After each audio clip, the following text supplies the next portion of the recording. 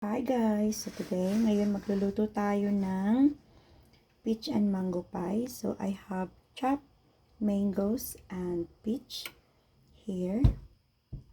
So dito ko na siya niluto sa maliit na kaldero para hindi masyadong mas space dito sa kitchen.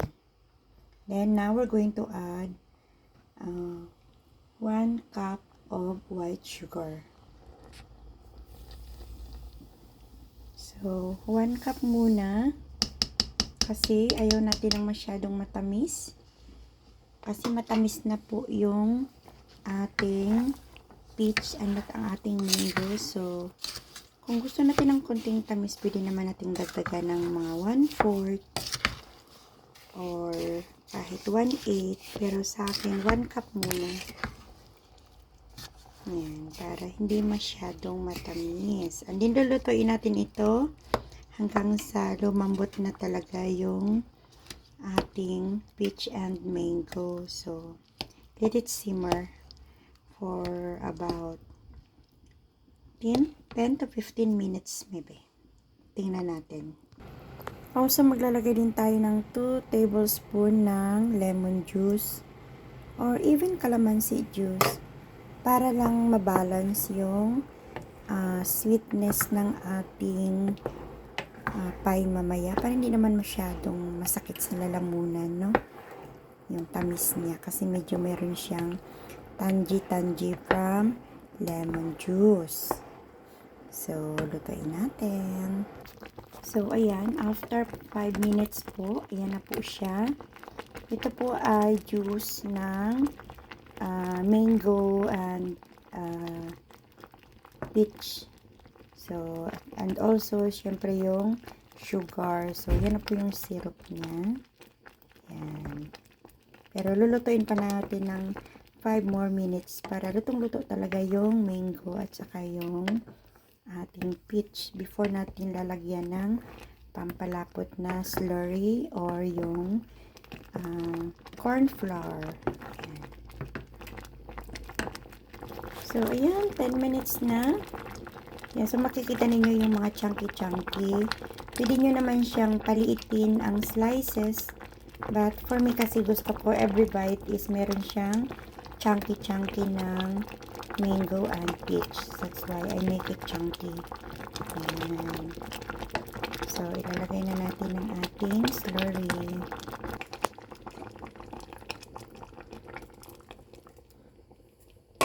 So, ayan. So, 3 teaspoon of corn flour po yung ginamit ko. And then, tinunaw ko lang siya sa water. 1/4 cup of water.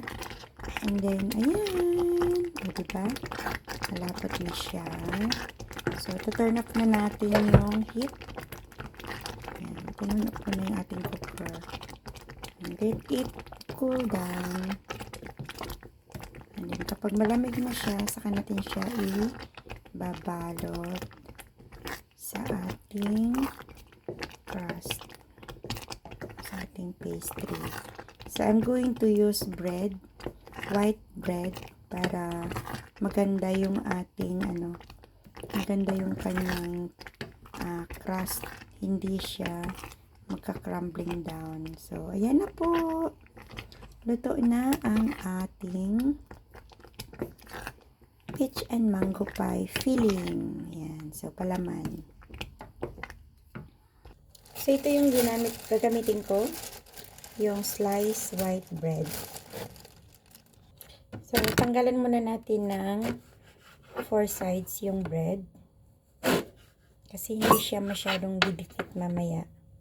Saka titigas siya kapag pinirito. Yan. Just remove the 4 sides. That's it. And then, ipa-flatten natin siya.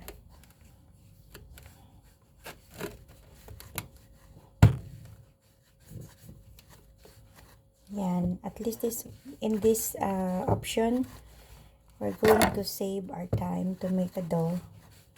Also, yung dough niya or yung crust niya, whenever it's already cooked, pag naprito na natin, it's crunchy and hard.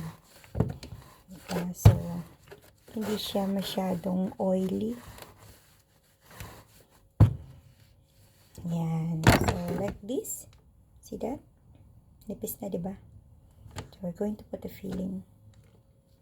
So, just put little. That's enough na hindi siya mag-overflow kapag kinlose ninyo siya. Yan, konti lang. Just like that. And then, syempre, ko-close natin. So, make sure na hindi siya mag-overflow. There you go. And then, just press it down.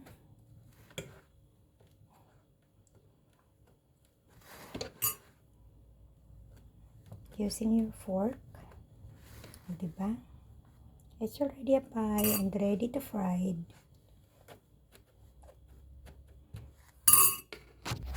So, ayan, nagpainit na ako ng oil. And lalagay na natin ang ating binalot na pie. There you go. Ganyan lang. You don't need to put anything. Just like that.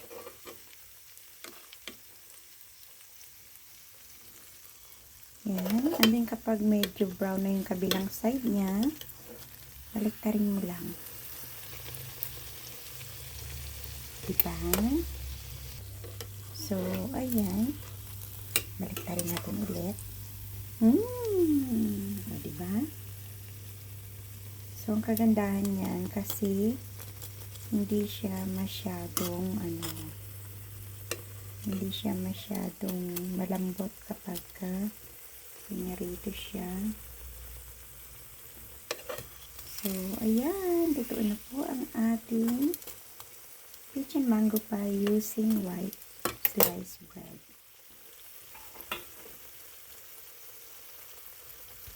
So, ito na ang ating pie. So, maganda ito guys kasi ayan siya. Tignan mo.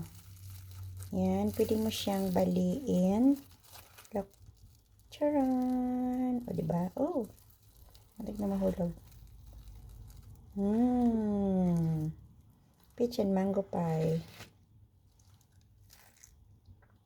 Sarap. O, init.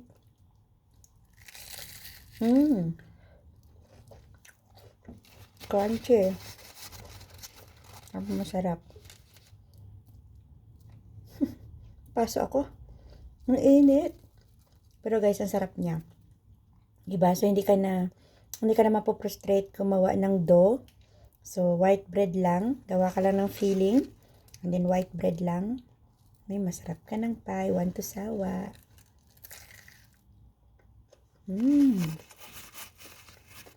Pwede ka rin naman gumawa ng sarili mong crust. Nagawa ka ng sarili mong dough. Pero ako kasi, no time na. Kaya ito na lang bread. Sarap naman siya, oh.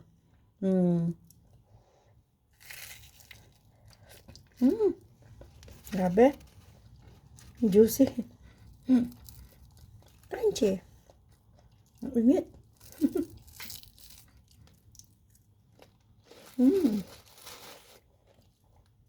Kain tayo, guys. Enjoy. Gawa kayo, then pantasawa na. Enjoy eating. Kain tayo.